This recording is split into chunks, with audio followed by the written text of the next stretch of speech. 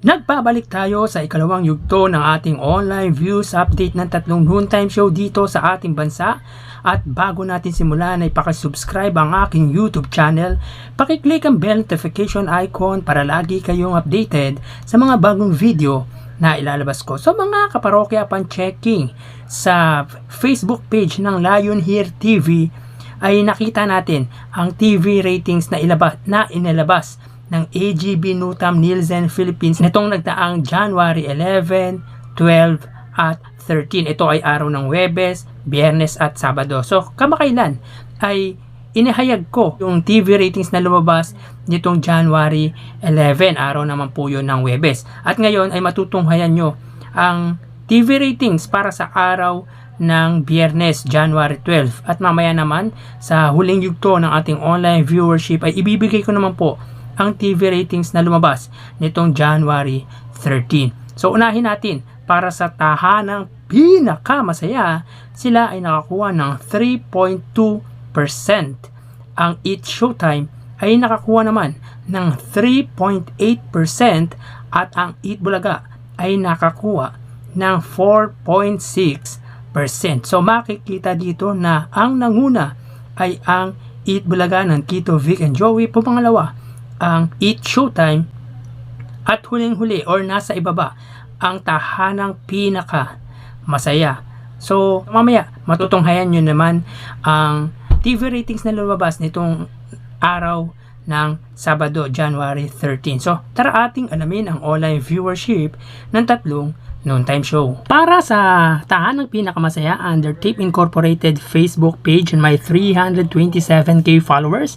Sa Eat Bulaga, under TVJ Facebook page na may 1.9 million followers at sa Eat Showtime na may 16 million followers. So as of 12:46, ang tahanang pinakamasaya ay may 460 live viewers. Ang Eat Bulaga naman, ang Tito Vic and Joey, ay may 9.3k live viewers at ang Eat Showtime ay may kasalukuyang 23.5k live viewers. So click po natin para po sa tahanang pinakamasaya. Sila ay may 457 live viewers.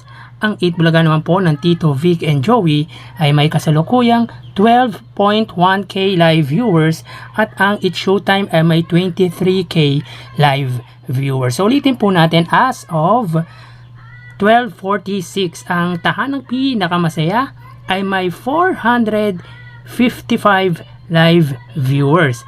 Ang Eat Bulaga naman po ng Tito Vic and Joey ay may 12.1k live viewers at ang Eat Showtime ay may 23k live viewers. So bali dito sa Facebook Live, ang nanguna ay ang Eat Showtime, pumangalawa ang Eat Bulaga ng Tito Vic and Joey at pumangatlo ang tahanang pinaka masaya.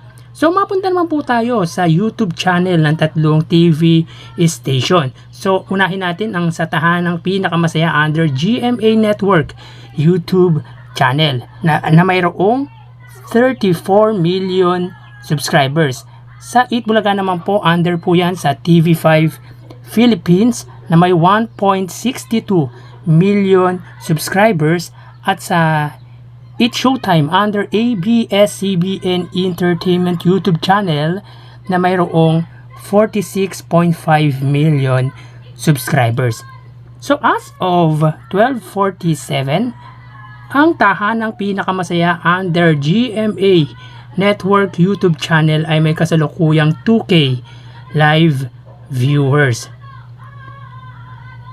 Ang Eat Bulaga naman po under TV5 Philippines ay may kasalukuyang 43k live viewers at ang Eat Showtime ay mayroong 99k live viewers.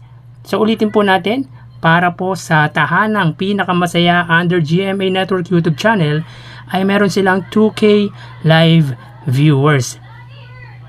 Ang Eat Bulaga naman under TV5 ay may 43k live viewers at ang Eat Showtime ay mayroong 99k live viewers.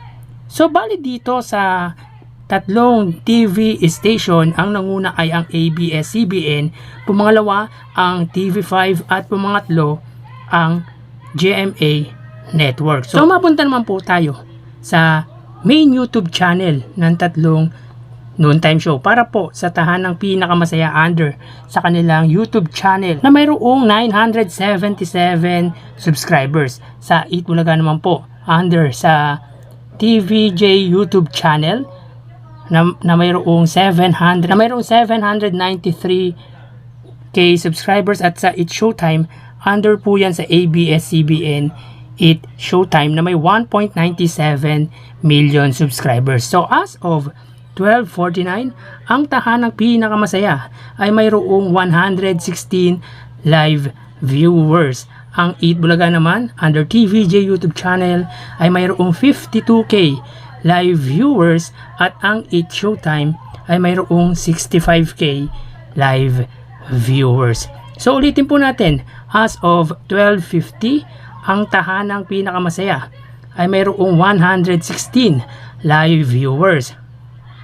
Ang 8 Bulaga naman po ay mayroong 53k live viewers, at ang 8 Showtime ay mayroong 65k live viewers.